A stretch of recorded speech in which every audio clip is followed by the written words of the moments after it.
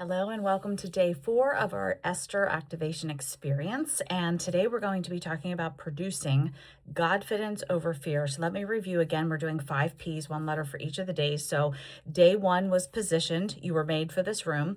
Day 2 was powered, dressed in truth and intimacy. Day 3 was provoked, the weight, W-E-I-G-H-T, of waiting and the call to rise. And then today is producing Godfidence over fear. So talked a little bit about fear yesterday, but I just want to have some real talk with you today. So a lot of times people think that the thing that's keeping them stuck is your circumstances, whether that's your family situation, you have young kids, or for me, maybe, health issues or whatever, or your job, or it's the resources or timing, but it's not that. Honestly, for most people, it's fear, right? And we talked about that a little bit yesterday. So now before you say I'm not afraid, I'm going to describe what fear actually looks like for called women, right? So I jotted a few things down. So, and again, I've been like guilty of a lot of these. So saying I'm not ready yet, right? That's a form of fear. Doubts also, I've heard that's like a close cousin to fear. Waiting for one more sign before you move. Shrinking in rooms where you're meant to lead. Editing yourself before you speak so you don't take up too much space. Looks like someone watching someone else do the thing God told you to do and feeling that sting and still not moving. And so that's fear, and that's what we're dealing with today. And a lot of us, I think some people had mentioned in the comments, maybe fear what people would think. Some people have fear of success too. I know I sometimes struggle with that in terms of seeing the big increase that's coming, and I'm like, okay, can I physically and emotionally handle that? But so we're going to talk about the Godfidence over fear today. And I'm going to remind you, I think I mentioned them in another call, but just in case, and it's always a good reminder, 2 Timothy 1:7.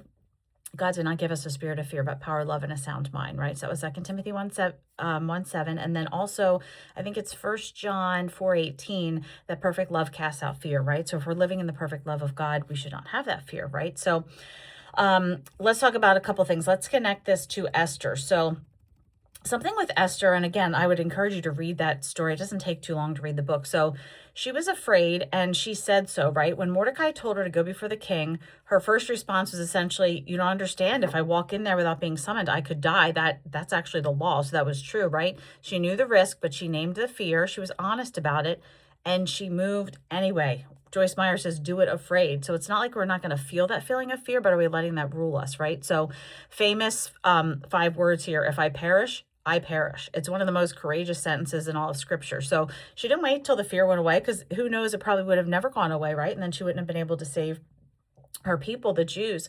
She moved with the fear present, and that's basically Godfidence. I love that phrase. So Godfidence, not the absence of fear. Like I said, we're going to deal with feelings of fear, right? Godfidence is trusting God more than you trust the fear. And like I said, Joyce Meyer says, do it afraid, right? And I've also heard this phrase that everything you want is on the other side of like the door of fear, though. So it's not being arrogant or reckless and like pretending that there's no real risk. Like she had a risk going before the king and not being summoned, right?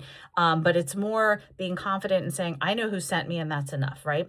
And so this is what I want you to understand about your being planted to produce, which is our day 4 theme. A seed does not produce fruit by staying comfortable in the soil. It has to break open, has to push through resistance, has to reach towards something it can't even see yet. So that's breaking. It's not failure, but that's part of like the fruit formation process, right? Grace covers every gap between your readiness and your obedience. I love that. So we just need to obey. We're not necessarily going to be ready, but grace will cover us in the in-between there. You don't have to have it all together to step out. You don't have to have the perfect plan. You don't have to have the money, the platform, or the perfect words. You just have to move. I've heard that phrase too. Have you heard that? God can't move a parked car, right? You've got to take the move. And some people wait for the clarity and then you take the action. But the idea is, as you take the action, you get the clarity. So you just have to move, obey swiftly, speak boldly, and move with heaven. So I want you to do something that might feel a little uncomfortable. I want you to dream out loud for a second. Answer this question. If fear wasn't a factor, if money wasn't a factor, if other people's opinions weren't a factor, doesn't that sound glorious? What a great life, right? So fear wasn't a factor, money wasn't a factor, other people's opinions weren't a factor, what would you be doing right now in your calling? Think about that. Hold that picture there. And then think about what is, and I really want to dive deeper into this within the community too, what's actually standing between you and that. So again, if fear, money, or other people's opinions weren't a factor, like, because a lot of people, that's what's holding us back, right? What would you be doing right now in your calling? And then what's standing between you and that? Because I'm going to tell you something, the gap is smaller than the fear is telling you is. The enemy wants us to think it's like this huge gap, right? But it's not. We can conquer those things. But the first step is acknowledging it, right? So Here's the activation. I want you to say, I'm not shrinking, I'm producing. Fear does not have the final word. My obedience does. So 2 questions and for the engagement prompt, and I'll put this in the post. What would you be doing right now? This is what I had just asked you. In your calling, if fear, money, and other people's opinions were not a factor. And then what's one thing you've been putting off that God is calling you to do this week? Ouch. Is there something he's been telling you and you've just been kind of putting it on the back burner and he's like a little nudge on the shoulder, a little tap. Hello, let's do this. So I'd love to see you post both in the community and let us witness your yes and be obedient and be brave and courageous like Esther, right? And if I perish, I perish. So we need to obey God. And we were planted for this season, for such a time as this, right? And we are producing, even though it might not feel like it, right? And this is a good visual too of seeds, like planted in the ground. Sometimes you might not see the fruit, but just keep having that faith that you are producing. You will reap the harvest. Just like Galatians 6:9 says, don't grow weary while doing. You will reap the harvest in due time if you don't faint, right? So anyway, I hope that encouraged you. Again, that was producing, and it's Godfidence over fear. So tomorrow is our last day together. I can't believe it. And we'll be talking about provision, and I'll be commissioning you for your such a time as this. All right, have a great day.